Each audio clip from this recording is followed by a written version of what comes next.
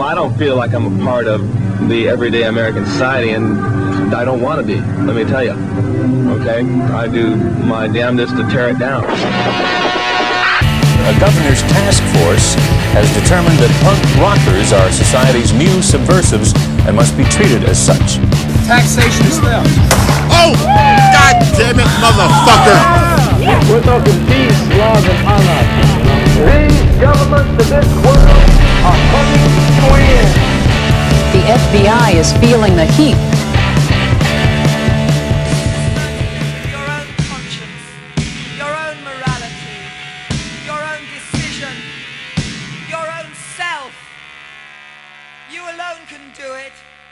There is no authority but yourself. The BR Hates Fed Show. Welcome to the rice fields, motherfuckers.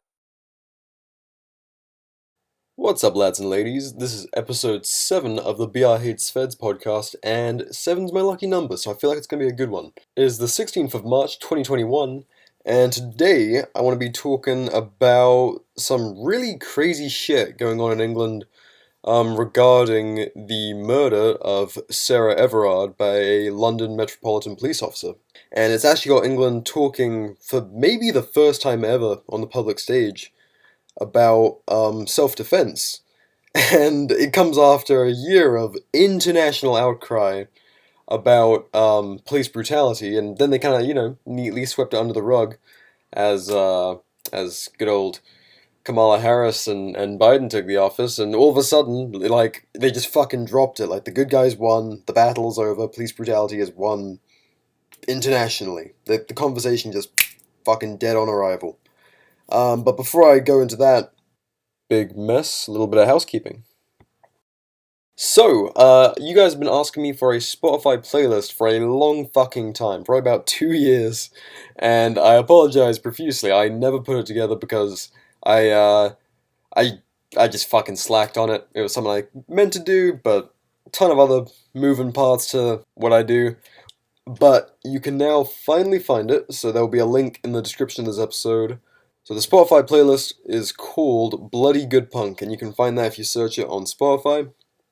And it has basically a very anti-authoritarian vibe, but then also the punk essentials. It's a nice blend of kind of like a beginner's step into anarcho-punk, but then with the supporting bulk of what makes up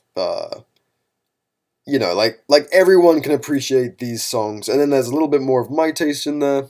It's I'd say it's a very meaty, complete punk playlist.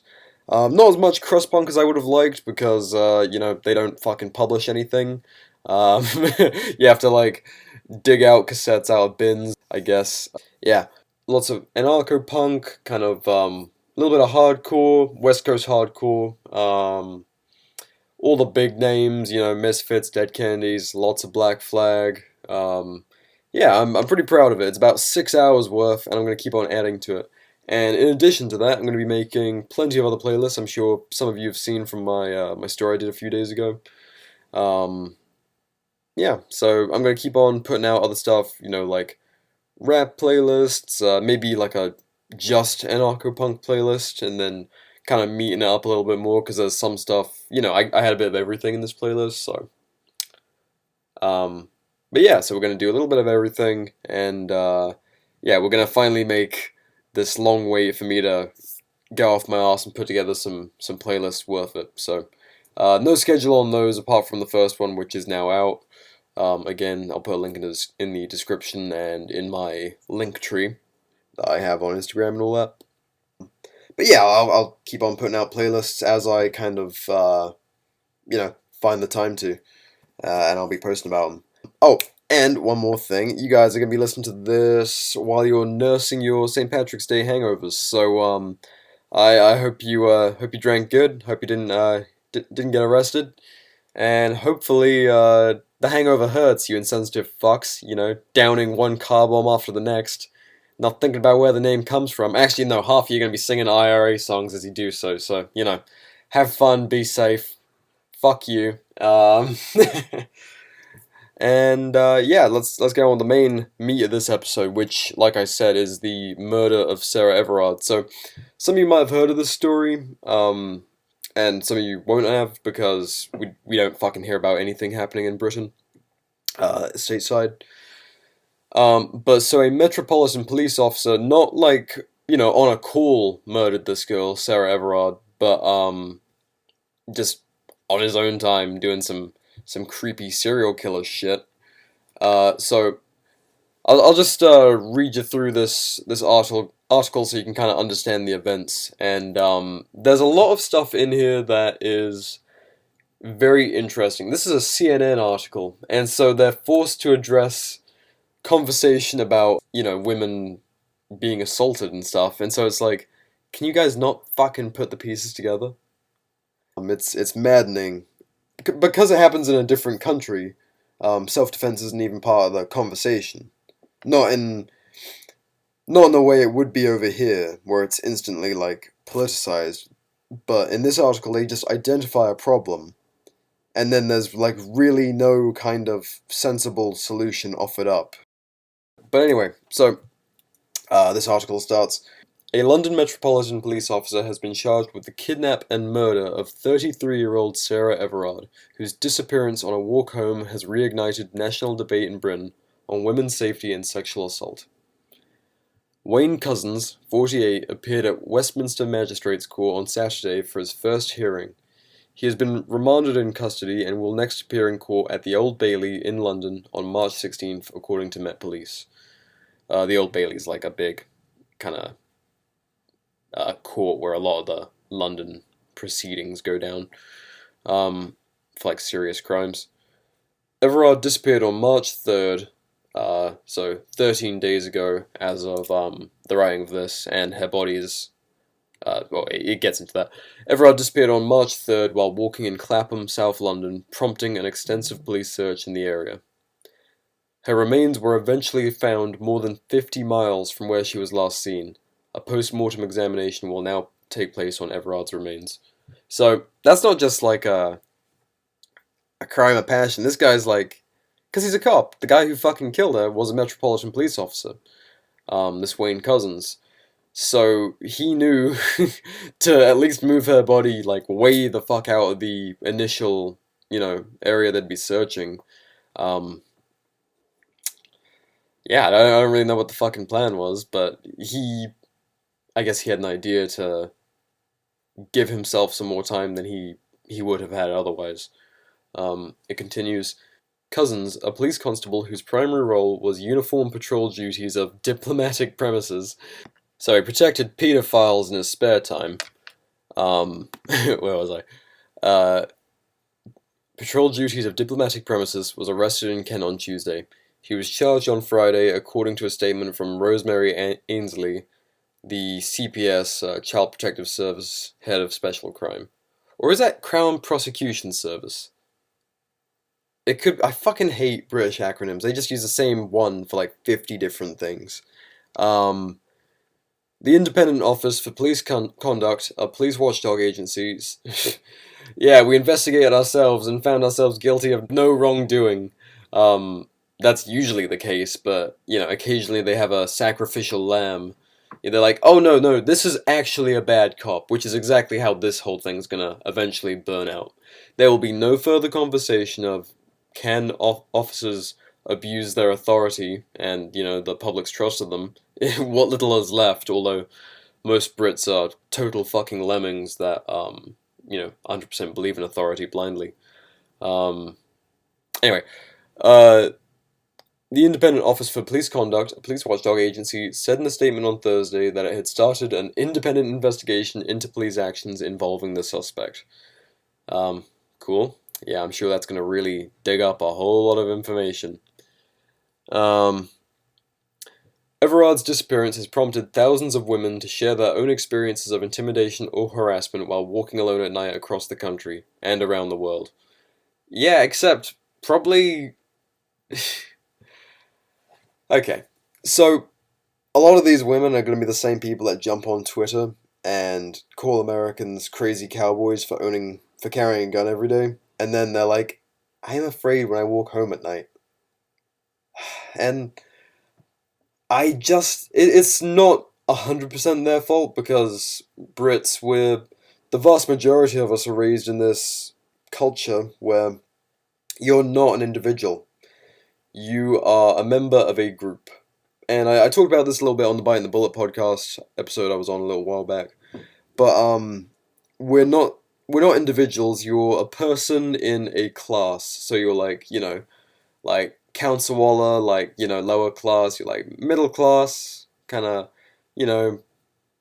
I mean, you guys see most of America is middle class, but you do have some people really at the bottom of the ladder, all over, of course. But it's very, very highly perceived in Britain, because it's existed for so long. You have people who've whole generations after generations who've grown up on big estates, and they're just moneyed, and their family couldn't imagine someone not attending the same school their great grandfather went to, and working in the same halls of parliament, and or running business and all that shit.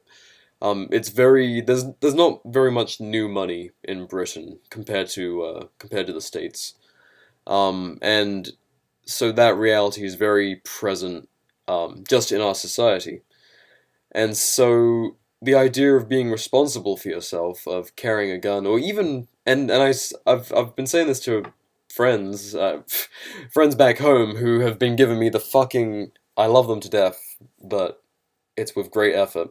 They've been giving me the stupidest fucking responses where I'm like, I'm not telling you to adopt cowboy culture like me and wear a gun on your hip every day, because I know Britain will probably never be ready for that, unfortunately. I think it's just until the propaganda and the culture of lemming-like reliance ends, people will not look after themselves, because the nanny state does that for them. Give it 20 years, they won't be able to wipe their ass without a government approval. Well, fucking damn near, but so yeah, the idea of carrying a gun. Obviously, I'm not even like carry a gun. Britain's not ready for that. They're fucking babies about that kind of stuff. So how about this? We fucking put out pepper spray and tasers. You can buy them. And you know what? I'll even give them this fucking disgusting act of like, you have to, I don't know, be 18 or some shit. Whatever. If that helps them sleep at night, that kids aren't going to go around tasing and pepper spraying each other. Yeah, just like fucking give them non-lethal ways to defend themselves. But Britain, that hasn't even entered the conversation. No one is talking about that. Not gun rights groups. No one has the fucking balls in Britain, because they know it would be like, Christ knows. I don't even know what to compare it to, because Britain is such an alien society from the way that we in this community and this way of thinking talk. They just, everything is reliant on the state in some way. It has to have a stamp of approval. Is it legal? Is it okay if I do this? Am I allowed to do this? Rather than just fucking doing stuff and being like, oh, hope I don't get caught. Like, I don't know why that is. I don't know if it's like there's no space to get away from authority, that kind of feeling in Britain. But yeah, instead of being like, I need to look after myself because the world's a dangerous place, and clearly even the police has predators within it. And this wasn't even like a, like the conversation wasn't hijacked by race, because it was a white woman murdered by, I'm pretty sure, a white cop. So it's like, it's just violence without even that part of the conversation. So we can't be like it was like a racist attack. It was just a man abusing his authority to kill someone else. And I keep on saying abuse his authority. It's not like he was, in the line of duty and murdered someone, but I do think it's just a natural correlation that someone who manhandles someone for a living, for very minor offenses more often than not, a lot of people have seen, cops beating the living shit out of people and slapping them in cuffs and knocking them to the ground for being somewhere without a mask on. So, they're used to, they just dehumanize people, and violently handle them for a living. So of course, if someone has the tendencies or the want to be a murderer, I really genuinely do think the job helps prepare them for that. You're just used to just treating people like shit, hurting them. Um, so yeah, you can't even rely on police, and Brits need to fucking realize this. And when I'm having this conversation, my mates are still looking at me like, oh, Bia, you're so crazy. Out there in America carrying a gun. I'm like, no, fuck the gun.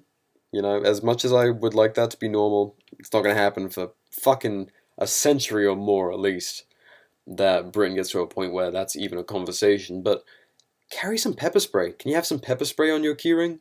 So when you're walking back to the bus or from the train station at, like 9, because Britain is eternally dark in any part of the year that's vaguely winterish, like really fucking early. Because I feel like winters in England feel like winters in Alaska. It's fucking miserable. But that's just my cynical memory. But anyway, you should be able to fucking. I'm getting ahead of myself. So the article goes on. Everard's disappearance has prompted thousands of women to share their own experiences of intimidation or harassment while walking alone at night across the country and around the world. I read that part. Many also exchanged notes on the habitual precautions they take to try to stay. I can't fucking get through this without beginning to lose my shit. Okay. Many also exchanged notes on the habitual precautions they take to try to stay safe when they walk alone, like clutching keys between their knuckles, pretending to talk to someone on the phone, or not wearing headphones at night, and voiced their anger and frustration that it feels like a necessary step. And here's what it fucking is. Like, you're just waiting to be a victim in Britain. You can't carry pepper spray legally, you can't carry tasers, you can't carry a locking knife over 3 inches. I'm sure if you had, like, what's considered a legal knife, if you were in any kind of urban area, you'd probably get fucking pulled in for it anyway, and, your time wasted and harassed about it. Knives, like, it's just not a thing in Britain. I grew up pretty rural, so I always had a locking knife on me because I'm just a fucking little hardcore rebel. But, it's not normal, and in London, it can get you, like, 10 years, knife crime offense and shit. They treat knife crime like, well, like the Democrats talk about gun control. It's very much the same kind of culture of fear and, like, hardcore, criminalization and jail sentencing for victimless crimes, like carrying a knife, not even using it. They just treat you like you're a gang member, Oh, and then they fucking chime in with the royalty. Catherine, the Duchess of Cambridge, this is Prince William's wife, remembers what it felt like to walk around London at night before she got married, a royal source said. The Duchess made a private visit to the memorial for Everard in Clapham on Saturday, the source said. She wanted to pay her respects to Everard and her family. You want to pay her respects? Fucking deregulation of self-defense, and like I said, doesn't have to be fucking guns. Doesn't even have to be tasers if you're fucking that afraid of them. Pepper spray. Give them fucking pepper spray. Let them carry, like knuckle dusters and stuff, because those are illegal. Fucking anything. Batons. But, yeah, if you carry a weapon in England, it's considered premeditated if you carry a weapon to defend yourself. It's premeditated assault. Which is the most fucking backwards thing on this planet.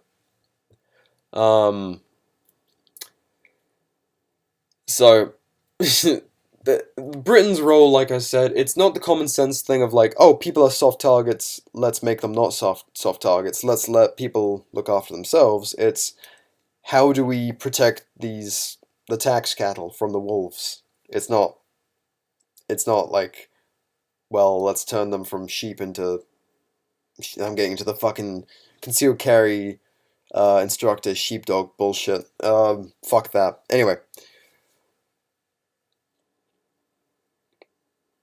So, this is their solution, and it it pisses me off. It really fucking pisses me off. Nick F. Grave. Fuck you, Nick. You have a shit name. F. Grave? Anyway, Assistant Commissioner of the Metropolitan Police said on Friday that he understood that, quote, women in London and the wider public, particularly those in the area where Sarah went missing, will be worried and may well be feeling frightened. and that Londoners could expect to see a rise in officers on the streets in the coming days. So, a cop kills someone. So, this is the way British government officials think. A cop murdered someone. Not in the line of duty, but he was a cop, and it's a well-established and known fact that a police officer killed someone. Murdered someone. And so their solution is, we're going to make you feel safer by putting more cops out on the streets, which, again, is after a whole summer and essentially a year of, police brutality activism. Even, and this wasn't, for those who just see, our homegrown propaganda, the police brutality protests were worldwide. They were everywhere.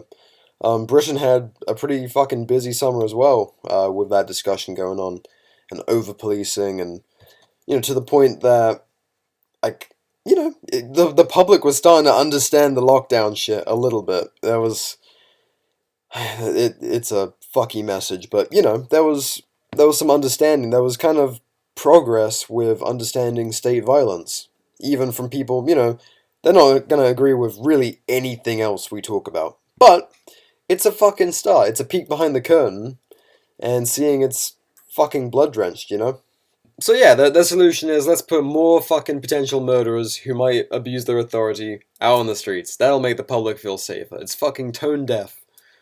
So he goes on, I know that the public feels hurt and angry about what has happened, and those are sentiments that I share personally, and I know my colleagues here at Scotland Yard and across the Met share as well. What a fucking dumb, detached cunt he is. Nick F. Grave. Fuck, I hate Britain. I couldn't live there anymore. This shit drives me nuts. And then I fucking talk about it with my mates, and they think I'm nuts too. And it's like, fuck, it's so insulated. They just don't have any other perspective. They just see this lockdown little, well, this is just how things are, man. And it's like, it doesn't fucking have to be. You don't have to rely on these people. And you shouldn't. Because they can't be relied on. But no matter how much evidence they give us to not trust them, not rely on them, Brits try their hardest to depend on them. And it fucking makes me so sad. So, yeah, I mean, obviously this murder, 13 days ago, the murder took place, or she disappeared at least. And so, in the wake of that, and of this whole thing kind of being discussed, there's been this campaign, Reclaim the Streets. So the article goes on, a series of vigils had been planned Saturday across the country, but the Reclaim These Streets events were cancelled after London police said the Clapham vigil couldn't go ahead, citing coronavirus restrictions, the organisers said in a statement Saturday. A large crowd of mourners gathered for hours Saturday evening anyway at a makeshift memorial in Clapham where Everard was last seen. So, there's just, just like the Duncan Lemp thing, they shut down protests, and they tried to do a lot of that all over the country. They're like, actually, your protest's not allowed, which is the most insane thing ever, that we've gotten to a place where a protest can be, like, given a stamp of approval by the government. That tells you how fucking cucked rebellion is in the modern world, and I'm glad that people are, saying fuck you. Even in England, they're like, we're gonna do it anyway, fuck you. Oh, and for the record, whenever I talk about Metropolitan Police officers, I want you to picture a bunch of mildly overweight, graceless-looking, like, pudgy white people wearing these stupid fucking hats and high-vis vests with police on them. They're not these... They do fucked up things, but they're not quite the tactical mall ninjas we have rolling around in police cruisers stateside. They look fucking dorky, so whenever I'm looking at them being tyrants, I'm like, God, these fucking silly assholes. So the article continues, the crowd observed a moment of silence, some placed flowers and candles, and chanted, "We remember Sarah Everard, and Sisters United will never be defeated." I mean, I think sisters should be united, but I think they should be, across a few lanes of the local range, getting their groups tight, but, that's why, quick shout out to Stilettos and Shotguns. She's probably one of my favorite ladies in the community who's in the gun community. Very proactive about talking about shooting for women carrying. And she's a fucking badass. She's very plugged in with all the news and her activism, and she's definitely one of us. I really like her. She doesn't hold back anything. So shout out to her. Check her out, and if anyone has a lady in their life that needs kind of a role model for carrying, she's your gal. So yeah, no one sees this. It really annoys me that no one's that I've seen is out there like, hey, we should be able to defend ourselves. It's, hey, what are you gonna do for us? And it's like, fuck, that's your problem from the start. You think these fucking idiots are the solution. They're not. They're the ones who they've made you potential victims. You could be 4'11" and like 90 pounds soaking wet. But if you have if you conceal a Glock 19 on you with hollow points, you can fucking sort out 6'8" brick shithouse if he comes at you, What is more about human equality, like, true feminist equality, than having the equal capability of force, Like, you go from being like, oh, well, I'm empowered, but this man could still fucking, choke me out with one hand, to, I don't care how fucking big you are, I'm equal to you. You don't scare me, I can defend myself against you. But that's not where the culture is driven, because that wouldn't be advantageous to government, to how things operate. We can't have people be individuals and be capable, because that doesn't make good tax cattle. So instead, we have these non-solutions where cops are the ultimate fix-all. If we just had more cops, more potential bullies with guns in the wrong position, the world would be grand. I literally see no difference between a police officer and a predator drone. There's still a twat behind a gun at the end of the day. So, it just makes me sad reading about this, because Brits, there's no self-driven solution. It's this collectivist bullshit that never works out. So, as police began urging the crowd to disperse due to COVID-19 restrictions, mourners could be heard chanting, "Shame on you," and "Arrest your own." Fucking damn right. Organizers told CNN that police and local officials have allowed another vigil, oh how generous of them, to be held Saturday evening to commemorate Everard and other women who have been murdered by men. That was held in Brixton, where Everard lived, but most people stayed at the larger gathering in Clapham. The Reclaim These Streets organizers said they will be raising £32,000, approximately $44,500, for women's causes, which would also cover £10,000, around $13,000 or $14,000 of possible fines for the 32 vigils that had been scheduled across the country. Fuck me, think about what $44,500 could do to arm women. And again, they don't have to be fucking rocking Glocks in England. Give every woman a can of practice pepper spray and pepper spray, like good stuff. Marking, all that shit. And again, you guys know my fucking position on this. I would much rather they carried Glocks, but the culture, they fucking, power to them. I know a handful of women would want to carry, but the masses would fucking, the country would burn down with the discussion. But seriously, a practical solution that you could do right fucking today in England with the way the culture is. Use that 32,000 instead of paying for ridiculous fines. Arm these women, protect them. It's just a waste of fucking resources. I haven't had like a full ranting episode, but we've gone 30 minutes. I think I'm starting to taste blood. But we're gonna get through it. Fuck, man. Alright. On Saturday, the Greater Manchester Police, GMP, said they supported a vigil that has been planned in Manchester, saying in a statement that women should never have to live in fear or change their behaviour to keep themselves safe on our streets, and GMP stands with this message and understands why events were planned in support of it. We understand there are a number of online events as well as a doorstep vigil that have been arranged for this evening, and GMP absolutely supports these and encourages our communities to join them. They allow people to stand together over this important matter in a COVID-safe way and in a way which complies with government regulations as they currently stand. Oh, fuck. I fucking... Britain! Why are you like this? We're all gonna stand on our fucking doorsteps with a candle.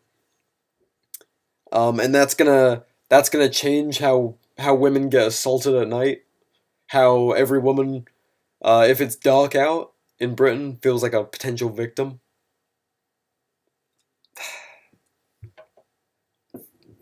The culture is so poor. It's just of poor quality. In this regard, in terms of solutions and thinking for yourself and just the natural way of looking after yourself, you know? Like, it's in opposition to common sense at every corner it can be. So the next part of the article is titled Feeling Unsafe in Public Places, which, you know, isn't just that's not an exclusive thing to women. Britain's a really fucking confrontational place. And, like, everyone's very fucking leery in Britain. I don't know what it is. Everyone's fucking tense as shit. Public transportation, you know, look you up and down, like, yeah, you know, fucking very... There's not quite a word for it. People are just very confrontational. Not in like a, you know, get in your face about it way, but stare you out, kind of size you up. I don't know what it is. It's one of those things. You know, like some countries you visit and you're just like, fuck. Something in the water, man. Something just fucked up with the culture. In the UK, instances of abduction are relatively rare, but new polling indicates that sexual harassment and abuse are not. Over 70% of women surveyed by UN Women UK, oh Christ, said they had experienced sexual harassment in public spaces. That figure rose to 97% among women aged 18 to 24, polling showed. The data, released Wednesday, was drawn from a YouGov survey of more than 1,000 women commissioned by UN Women UK in January 2021. The organization's polling also suggested that women have little faith in public institutions to tackle the situation. Yeah, thank fuck. Only 4% of women told us they reported the incidents of harassment to an official organization, with 45% of women saying they didn't believe reporting would help change anything. No, it fucking won't, because bureaucracy is in the way between you and success. Women are not alone in feeling under threat on the streets. Men are more likely to be victims of violent crime. Here we go. Are more likely to be the victims of violent crime involving strangers and acquaintances than are women, according to the annual crime survey for England and Wales, published by the UK Office for National Statistics, ONS. Yeah, I got randomly fucking assaulted. Kinda wish I that cunt. Not gonna lie. I've got permanent damage to my memory. And fundamentally, I'm a pretty different person from that bump on the head. Maybe for better or worse, but yeah, I kind of would have preferred not to have gone through that. Government data shows that men are far more likely to be prosecuted for acts of violence against both women and men. Yeah, again, England's a violent hellhole. Over the 3-year period ending March 2020, the vast majority of suspects convicted of homicide were male. 93% of the total. Yes, we get fucking caught. Okay, that's the end of the article. But the whole fucking thing is a nightmare for me, because as much as the conversation is shifting to, like, women are vulnerable, there's just, I really can't see it going away where it's like, hey, common sense measure, let's make them not soft targets. It's not going to be part of the conversation. And I can't think of any way to reach out or to really link up with any organizations that would be interested in promoting that kind of message that I could, make infographics or anything for, which I would gladly donate. I'd gladly donate my time to do, and put my efforts into if I could affect some kind of change back home. But I know there's just not an organization driven to do it. I know the British NRA are a bunch of fucking soft old men who are afraid their target rifles are going to be taken. None of them have the balls to even back national carry or anything of the sort. And, nor should they, because their organization doesn't mean shit. It's fucking pointless, just like the National Rifle Association in the States. It's just a front. It's borderline controlled opposition if it isn't actually controlled opposition. So, I mean, if someone knows of a group that are effective in pushing that message, I would gladly donate my time to help them out, but I'm 90% certain there is no such group. I'll put out my propaganda all the same, and I encourage anyone else who cares about this issue to do so as well, but I really cannot see anyone happily picking up that message, because the second it starts to sound kind of Second Amendment adjacent, all the Brits are going to be allergic to it. They're going to break out in fucking hives at the thought of carrying anything on their body to defend themselves, because it's just culturally, unless you've spent time in a fucking war zone or have had something happen to you, most Brits, it's like taboo to think about. People do not talk about self-defense in Britain. It's like a joke. Oh, I got a bat, got a cricket bat in my closet or some shit. Like, I went downstairs with grabbed a kitchen knife. It's like, yeah, you had to go fucking... Guess who would have beat you to that kitchen knife? If you really thought someone was in your house? Nah, you've been fucked up, mate. And if you cracked them over the head with a cricket bat, their family would probably fucking sue you for assault. Because Britain. So let me give you, alright, so they're going to put more cops on the streets. That's the first solution, but then we have a few politicians, not just, so the Green Party leader, a baroness, what's her name? Baroness Jones in the House of Lords, during a debate on domestic violence on March 11th, discussed a 6 p.m. curfew for men.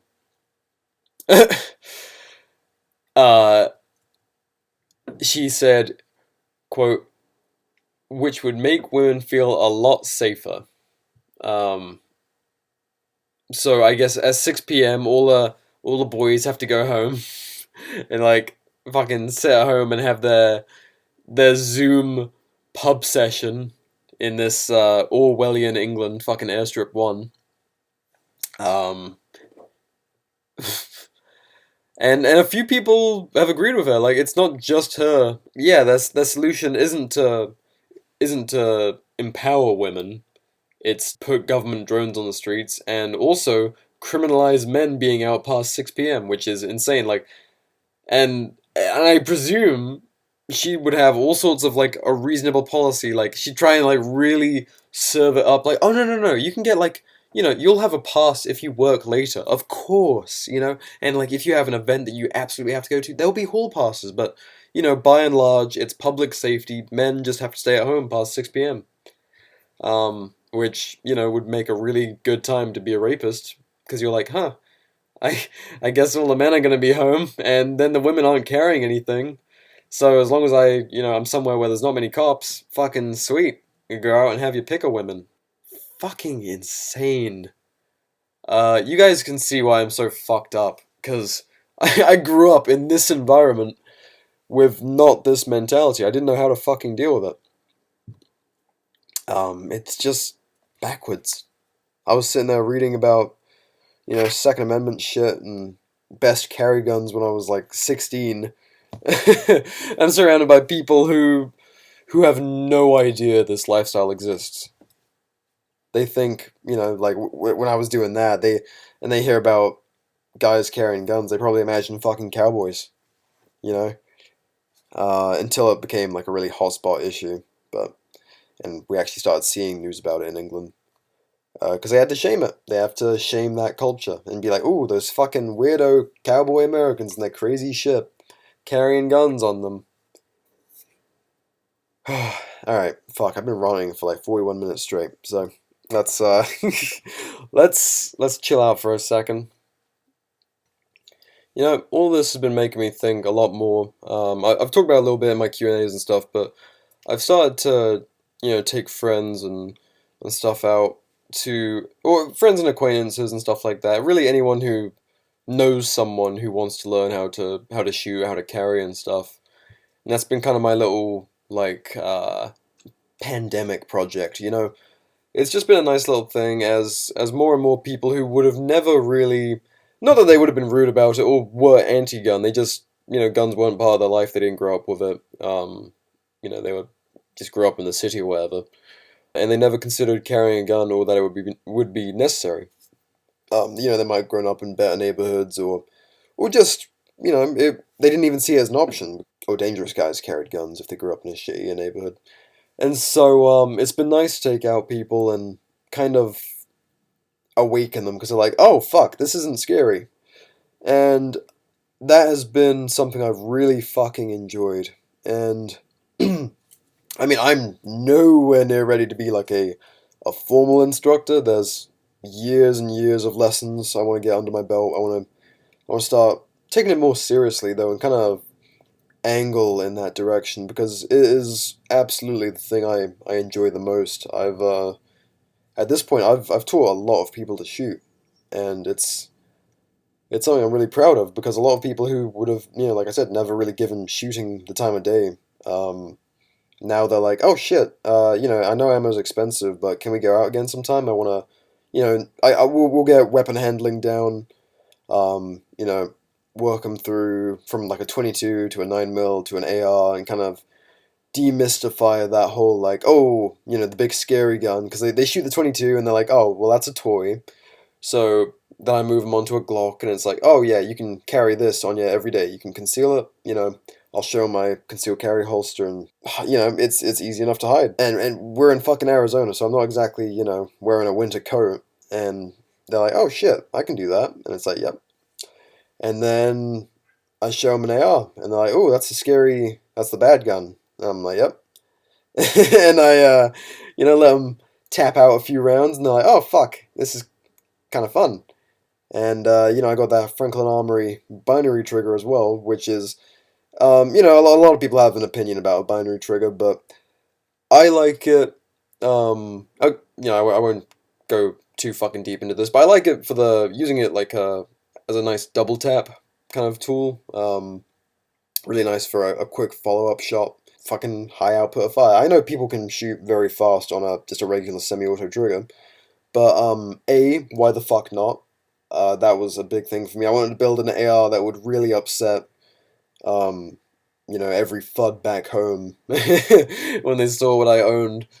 And also, it's, I don't know, it's gonna be fucking banned someday, and it's a nice thing to have, and, you know, you can get a fucking,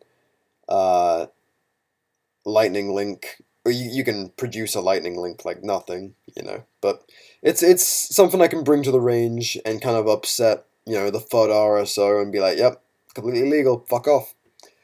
Especially when I go to like a machine gun range and they're like, hey, that's not one of our rentals, and I'm like, nope. So, I don't know, some people think it's a gimmick, but I enjoy them, and I can get pretty fucking solid, you know, bursts out of it. I'm with enough practice. I don't know, it's a nice thing to have. It's nice to have options. A lot of people say, oh, it's something else that can break, but so is anything, you know. I've not had one stoppage that wasn't caused by steel case, and steel case, it's even chewed steel case like fairly well. I've got a Radian bolt, along with a Franklin Armory binary lower, so, you know, that's my setup, and it runs pretty fucking good with most of what I feed it, 223. But anyway, so yeah, I get people even on that, and they go, you take someone in one day, you take someone in one day from from not shooting at all, to shooting a 22, shooting a handgun, shooting a rifle, and then shooting on binary, effectively full auto, and they're like, oh fuck. And so, immediately we go over that speed bump of, oh, okay, but machine guns are scary. You're like, was it really that different? And they're like, no, actually, that was kind of controllable. It was a lot, but if you take them through it very slowly and confidently, it gets them to a place you'd really struggle to do the kind of like long drawn out NRA safety course way. You get hands on, you show them, you demystify the object, but you do it safely. You're right there with them, helping them control recoil. You make sure if they're not ready for it, they're not ready for it. And I always say, we could come out here and you could handle the guns. We don't shoot a single round. That's completely fucking fine because ammo's expensive, but also like it has to be at your own pace. So, if you come out there and you're like, oh fuck, okay, this is a lot, and for some people it is because they didn't grow up with guns, or they might have some kind of like really fucked up, background with them. A lot of people just they view them as these evil inanimate objects, and so you have to go at someone's pace. And I always open with that. I say, if handling the AR is too much, a lot of us will laugh at that, but it has to be at their pace. And so I've never had someone say like, oh, I'm not ready for that. Everyone's always like, because I'll demonstrate. My process is I'll demonstrate shooting the gun, I'll unload it completely, show them how to handle everything, or vice versa. I'll show them how to like weapon function, and then demonstrate. And I'm like, do you want to shoot it? And it's always, yep. They're always eager to, because you keep them waiting a little bit. And I've never had someone not go from not shooting to shooting the binary trigger in one day. Every single person I've taken shooting has wanted to do that, and it really radically changes their opinion, like I said. And that has been one of my biggest joys since moving here, is having the freedom to do that, because previously, if I wanted to take someone shooting, it had to be on private land instead of public land, and it was like a big fucking ordeal of, going to buy ammo, and, you could only shoot, like, I had a 10-22 with a suppressor, and I had a couple bolt actions and a shotgun, and that was fucking it. And it was all FUD stuff, Woodstock, like, nothing exciting. And, you can take someone for a full range day in England, and by the end of it, they haven't learned anything about self-defense, they haven't learned anything about actual capable weapons. They've learned what peasants are allowed to have, what, rural rednecks like myself fucking have, like, just stuff for rabbits, deer, and birds. So,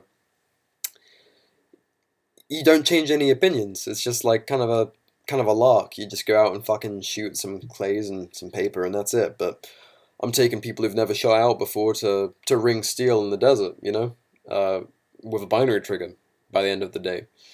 And yeah, it's pretty fucking, it's some confidence building. It's a brand new skill that you feel pretty fucking solid about by the end of the day. And so they're ready to come back. And I always do like I don't stress, obviously I teach them how to aim, I teach them good breathing, like all the basic stance and all that.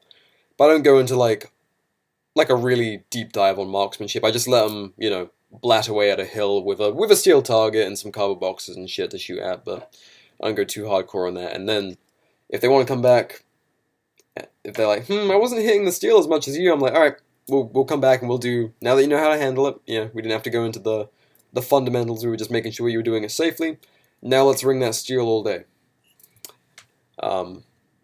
And I really fucking love talking someone through the process of shooting. As a Brit, it's just kind of funny to me to be a Brit teaching Americans how to shoot, and it's, I don't know, it's really fucking nice. It's, like I said, it's my greatest pleasure, so there's a lot of stuff I have to do to, but wait, before I ever think about becoming any kind of formal instructor, because right now it's like, okay, you pay for your ammo, and, maybe buy lunch and then we're good. But, long term I would, fucking 10 years plus down the line, like to do some kind of training, instructor stuff, just because it's the most fun I've had out of anything I do.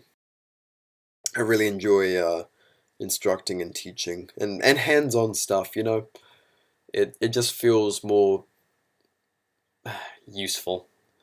I'm very utilitarian like that. So yeah, I want to long term. I want to get some more courses under my belt. I really want to nail down my own fundamentals. Maybe even getting to some shooting competitions. I don't know. And yeah, maybe down the line I'll be might have like a little seasonal class or something.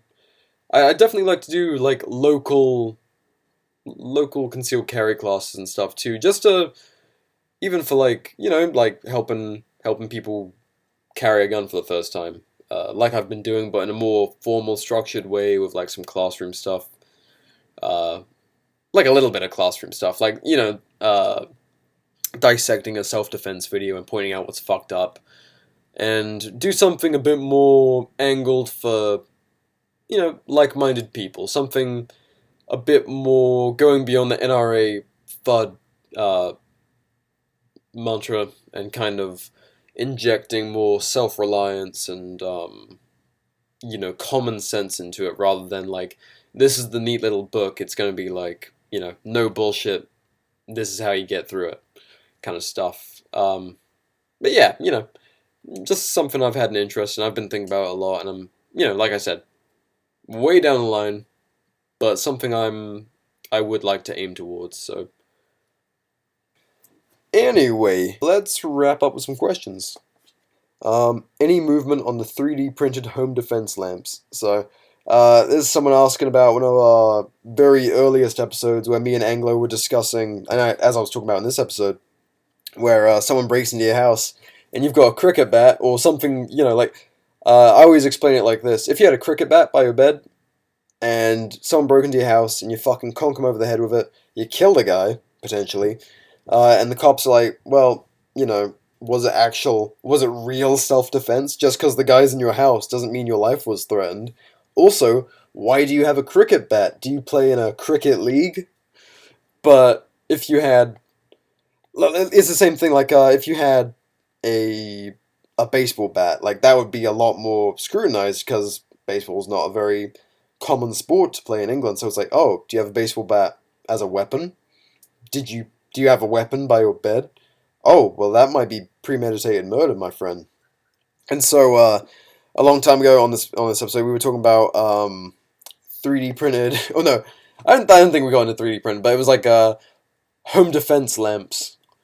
It was before we had the pleasure of seeing Control Q on the scene, but and all of that stuff being very popular.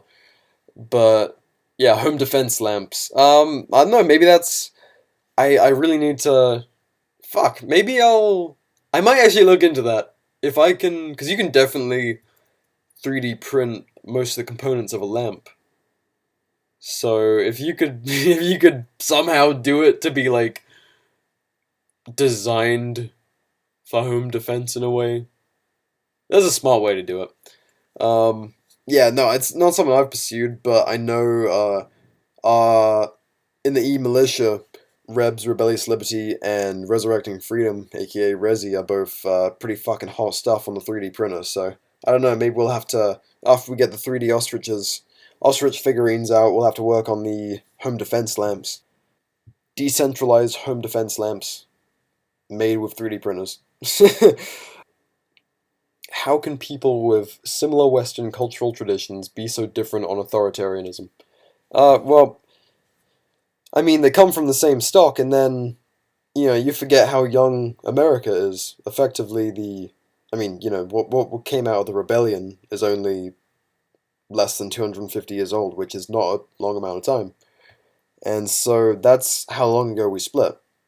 And so Britain 250 years ago was, obviously there's been changes, important changes, but the same government and the same society that existed then, it's just the grown-up version of now, it's just progressed a little bit since then. So Britain never got out from under the thumb of tyranny. They, adapted and they cleaned it up and they made it look prettier with some window decoration, but ultimately it's the same fucking thing. They still live under the crown, whether or not they answer to him directly. You know, it's, and I don't mean that in a literal sense, like the king or the queen is in charge of England. I just mean the government is still God in Britain. It's still very much an ever-present factor of life, as we fucking discussed in this episode, or as I rambled about on this episode. And America, while it's absolutely the #1 police state on the planet, the most powerful world power in existence, the Constitution didn't do shit. There's still, you know, despite what the government is, the people of these countries are very different. So Britain, there is no culture of rebellion. There is, you know, say what we want about the punk movement, but it really, ultimately, there's still this kind of like, you can't escape it. It's just there. You know, you can bitch about it, you can complain, you can not like it, but it's still there. Whereas in the States, there's very much this like middle finger raised as you punch the gas kind of attitude. You know, there is this rebellious culture, and it doesn't always win, and it does get fucking its throat stomped on a lot. But it's much more present, and not just in a Confederate flag waving way. I'm talking like left wing, right wing, all sorts of people have this attitude of like, fuck authority, I'm gonna do my thing. You know? Whereas in England, there's like one side that wants to do everything orderly, and then the other side's like, you know, like, I'm going to radically vote against this. It doesn't go beyond that. So yeah, it's that, it was an important 250 years for, you know, Western history and Western culture, because it had a big impact. Those 250 years of America, you know, of the great experiment being tried and ultimately failing, we still learn a lot from it. And people are still reaping the benefits of that difference, myself included, you know, getting the fuck away from a regime that would have almost certainly have raided my house by now if I still lived in England. How much and why cops protect and back each other instead of taking responsibility? Well, it's kind of this culture of being the superior citizen, I think. And we saw that in the Amber Geiger case down in Texas, that we did a whole episode on the E-Militia, where these people, they were like a special crime unit, effectively, within the regular police force. And they talked about going out on, you know, their regular patrol routes, like going on a mission. And they shared all this kind of like, you know, moto Navy SEAL sounding bullshit of like, one shot, one kill, all luck, no skill. No, I fucked that up. I fucking despise all that shit and I haven't read any of that stuff since I was going into Sandhurst. And I fucking never looked back at it after I left. But, yeah, it was some Navy SEAL shit like that. And so they have this view of themselves like they're fucking this elite, this superior citizen that, you know, they know what's right or wrong. They are the judge, you know, they know better, and they are better. That's kind of the perceived culture that I get. And, so yeah, of course they back each other, you know, they got that thin blue line, that brotherhood, because if they don't, they'd be fucking eating each other alive, you know, someone knocks someone about too much, or someone says the wrong thing to a person, or does the wrong thing. If you're all snitching on each other, it just, you know, no one's getting their pension, everyone's getting kicked out of the force, you know, you don't have any friends, so everyone has to fucking suck it up and be awful together, otherwise you're excluded, you know, and you hear about that all the time. The so-called good cops are the ones that are like, fuck, I can't do this anymore, it's crazy, people are corrupt as shit, and, you know, they do awful things, and they get kicked out of the force, or they, like, really claw on trying to get their pension. So, yeah, I think it's completely self-preservation, really, long story short. Taking responsibility is not conducive to being a successful police officer in the way of providing for your family. And most of these people, being a police officer is not something that you invest, 4 years of your life into getting a degree or getting the training for. It's a fucking, basically a barista course, you're in and you're out. It's fucking insane the amount of training they get. It's insane how little there is for the job. And so they're low skill individuals, No nice way to say it. And so if you flunk out of that job, you don't get your pension, you're kind of fucked. If you're a police officer that lost their job, it's probably closest equivalent would be getting a dishonorable discharge, Like, the government, the highest power in the land, is like, this person's a useless piece of shit. And employers are going to be like, oh, no thank you.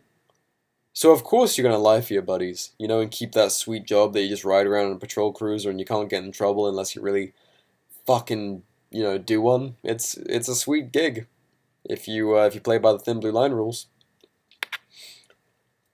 Man, you guys just want me fucking rambling about cops. Fuck. Oh, here we go. Here's something, a different flavor from the episode. Thoughts on Noam Chomsky. So, obviously, we don't overlap 100% on our views, but I actually respect Noam Chomsky. His critiques of capitalism are more critiques of corporatism, which I'm completely, on board with. And he's anti-imperialist, which I completely agree with. I don't think any country should be policing the world and occupying foreign land for, with force for personal gain. So, and he was against the Vietnam War. He's, very anti-war. He's, and he critiques neoliberals, I respect him. I think he puts out, like, more net good, overall. I think he's been a valuable voice in politics. Like I said, not 100% on board with him. He's not like an idol of mine, but I think I'd have to work for a few minutes to find a quote. I'd be like, all right, this guy's a fucking, fuck this guy. He's probably said some shit about libertarians, been like, said some very ungenerous things. I'm not, the most familiar with his full body of work, but just from an overall view of him, yeah, I'm not gonna waste my time shitting on the man. I think he's made a lot of good points over the years. Why is Boris such a little bitch? Because he's one of these private school cunts. He's one of the, like I said, upper class people. He's not new money. He's just another inbred fucking pig fucker, I'm sure. Just like good old David Cameron. Americans, if you haven't heard about that, our previous Prime Minister, 2 back now because Theresa May bitched out, David Cameron, he was the Prime Minister during Brexit. He said he'd resign if Britain decided to leave the European Union. A true conservative. And sure enough, they voted out, and off he fucked. And there was this story about him where in private school, part of like a hazing ritual was sticking his dick in the mouth of a dead hog's head. So that's British politics for you. Pig fucker. Just like that Black Mirror episode. I mean, not just like it, but that episode came out years before that happened. Which is partially why that show is so fucking famous. Like, really, everyone was like, oh, fuck. Will all of this happen? And,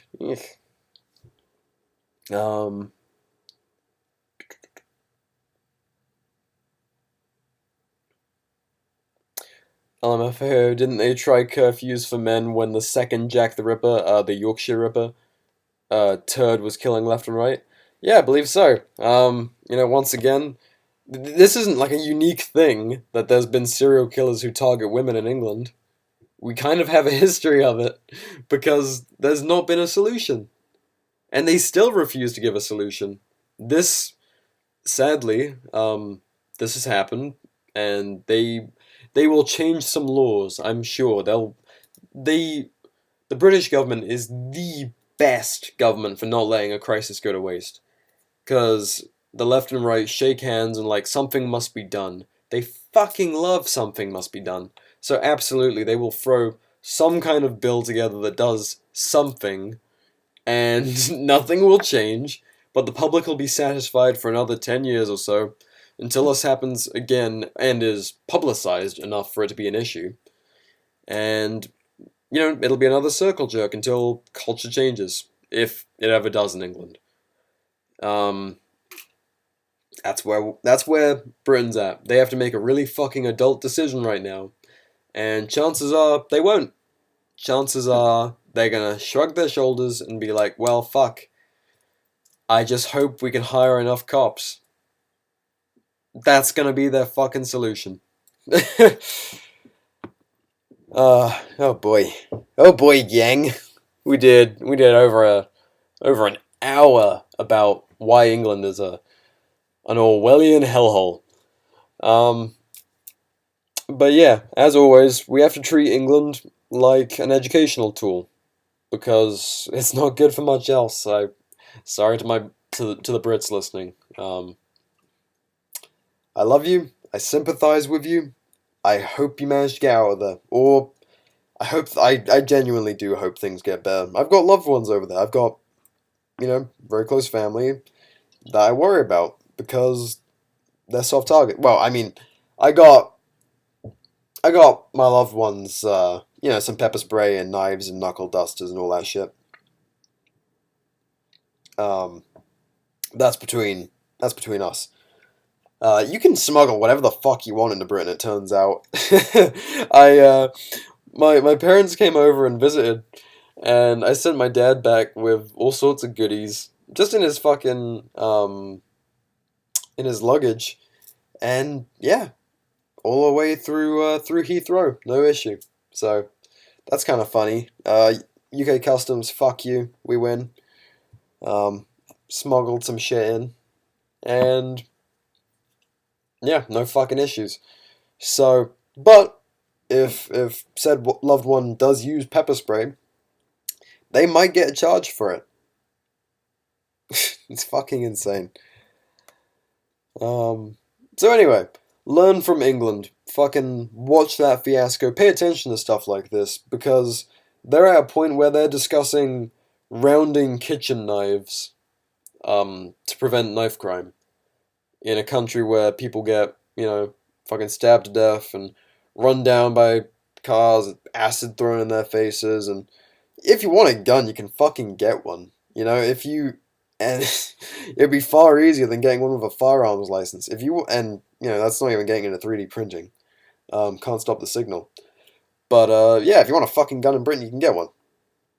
It's insane. It's just security theatre, as it always is.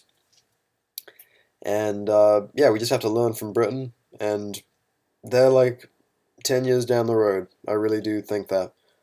For America, they're the canary in the coal mine, and you gotta learn from them, or you'll become like them. And that's why I do what I do, because this shit drives me fucking insane, and I can't stand to feel like a lunatic just watching it, and it's just like, yep, that's how things are. Fuck no, fuck that. There's a better way to live, and it's taking responsibility for yourself, protecting yourself, and not allowing yourself to be a victim because someone who thinks they know better, who has armed security, clearly, the people protecting these people are, well, they're fucking murderers, aren't they? Not all of them, of course, but clearly there's some fucking psychos in their ranks. Yeah, whole thing's fucked up. It's, I wish someone would say never again, like they will about gun violence, but no. They're gonna sign a bill that makes them feel good, and the problem will persist. I kind of wanted to end on a cheerier note than that, but I'll wrap up with something else instead. Alright, so I was At someone's suggestion, someone mentioned the Veterans Day of Mine podcast. Apparently they talked about this, or are going to talk about this, I don't know. But I listened to their episode. Which one was it? Alright, so I just listened to episode 121 of the Veterans Day of Mine podcast, and with Jez and Joe. They were pretty fucking entertaining. I really enjoyed that podcast. It's a pair of British veterans. They're not like, on the exact same spot as us ideologically, but they're like not really. They're not like a political podcast. It's just vets shooting the shit about army life and stuff like that. And yeah, it was cool. It sounded like listening to a couple of my old PTIs. It was kind of weird. I was expecting to be, have my fucking throat ripped out for something at any minute once they stop laughing together. But nah, really entertaining dudes. Setting the world right in England, and I know it's nice to hear someone who isn't a complete fucking lemming over there. So yeah, real cool guys. Check that out if you're interested. Oh, and check out the Spotify playlist, Bloody Good Punk. Follow it, and follow the BR Hates Feds account on there, and then you'll see all the playlists that I release over time. So yeah, thanks for listening, guys, and I'll see you next time.